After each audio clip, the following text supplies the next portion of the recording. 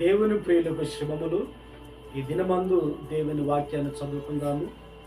యెషయా గ్రంథం 38వ అధ్యాయము 20వ వాక్య భాగాన్ని మనం చదువుకున్నప్పుడు, మన జీవిత దినములన్నీ యెహోవా మందిరములో తంతి వాయిద్యములు వాయింతుము. ప్రియ దేవుని బిడ్డలారా, రాజైన హిజ్కియా ఆరోగ్యము పొందుకున్న తర్వాత ఈ మాట సెలవిస్తా ఉన్నాడు. మన జీవిత దినాలన్నీ కూడా దేవుని మందిరములో తంతి వాయిద్యములు వాయింతుము. ఎందుకు ఇలా మాట్లాడుతున్నాడు అంటే, దేవుని మందిరములో మనము కృతజ్ఞత కలిగి జీవించాలి, ఆయనను స్తుతించాలి, ఆయనను ఆరాధించాలి. తాను రోగంలో ఉన్నప్పుడు హిజ్కియా ఈ రీతిగా తనలో తాను మాట్లాడుకొని ఉన్నాడు.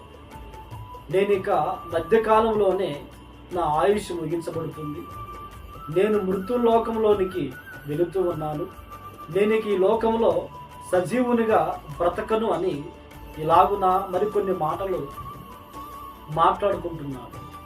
అయితే దేవుడు హిజ్కియా ప్రార్థన విని ఆయుష్ను అనుగ్రహించిన తర్వాత మనం చదువుకున్నట్లుగా దేవునికి కృతజ్ఞత కలిగిన వాడై మాట్లాడుతూ ఉన్నాడు.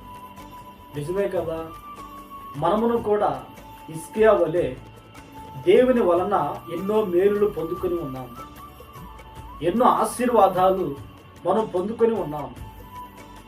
దేవుడు మన జీవితంలో మేలు చేయనప్పుడు ఇక దేవుడు నన్ను చూడడేమో, దేవుడు నన్ను మర్చిపోయి ఉన్నాడేమో, దేవుని వలన నేను మేలు పొందుకోలేనేమో, నా జీవితం ఇక ఇంతేనేమో, నాకు ఎవరు లేరు, ఈ అవమానాల మధ్యలో నిందల మధ్యలో నేను బ్రతకాల్సిందేనేమో అని మనము కూడా మనము ఎన్నో అనుకొని ఉన్నాము. కానీ దేవుడు మన అంతరంగాన్ని చూసేవాడు గనుక, మన ప్రార్థన ఆలకించేవాడు గనుక, మనం ఉన్న ఆ పరిస్థితుల్లో, ప్రతికూలమైన పరిస్థితుల నుండి దేవునికి మొరపెట్టినప్పుడు ఆయన మన ప్రార్థన ఆలకించి విడిపించి ఉన్నాడు. ఇప్పుడు మనం చేయాల్సిన పని ఏంటంటే, మన బ్రతుకు దినములన్నీ కూడా దేవుని మందిరములో తంతి వాయిద్యములు వాయించే వారముగా ఉండాలి. అంటే కృతజ్ఞత కలిగి జీవించే వారముగా మనం ఉండాలి. దేవుని మందిరములో తంతి వాయిద్యాలు ఎందుకు వాయిస్తారు? పాడి దేవుణ్ణి స్తుతించి ఆరాధించేటప్పుడు వాయిద్యాలు వాయిస్తారు. దినాల్లో దేవుని పాటలు పాడేటప్పుడు, దేవుణ్ణి స్తుతించేటప్పుడు ఇన్స్ట్రుమెంట్ ఉపయోగిస్తూ ఉంటారు. ఆ రోజుల్లో తంబూర, సితారా, తంతి వాయిద్యం మొదలైన వాటితో దేవుణ్ణి ఆరాధన చేసి ఉన్నారు.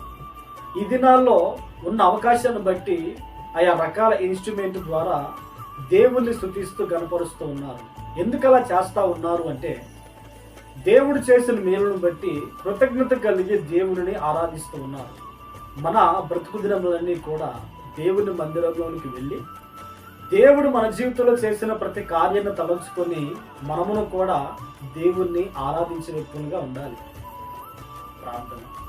మహాగణుడా, మహోన్నతుడా, హిజ్కియా జీవితంలో మీరు చేసిన మేలును బట్టి బ్రతుకు దినములన్నింటా మీ మందిరములో కృతజ్ఞత కలిగి జీవిస్తానని ఏ రీతిగా తీర్మానించుకున్నాడు, మేమును కూడా అలాగున దినమందు తీర్మానించుకుంటాం నాయన. మీరు చేసిన ప్రతి మేలు కొరకే స్తోత్రాలు నాయన. మా బ్రతుకు దినములన్నింటా మిమ్మల్ని స్తుతిస్తూ ఆరాధించుకునే భాగ్యాన్ని మీరు మాకు అనుగ్రహించారని మీకు స్తోత్రాలు చెల్లిస్తూ ఉన్నాను. ప్రతి దినము ఈ మాటలు విని ప్రార్థనలోకి ముగిస్తున్న ప్రతి వారిని ఆశీర్వదించి మహిమను పొందమని యేసు నామములో ప్రార్థించి అడిగి పొంది ఉన్నాము తండ్రి. ఆమేన్, ఆమేన్. దేవుడు మిమ్మును ఆశీర్వదించుగాక.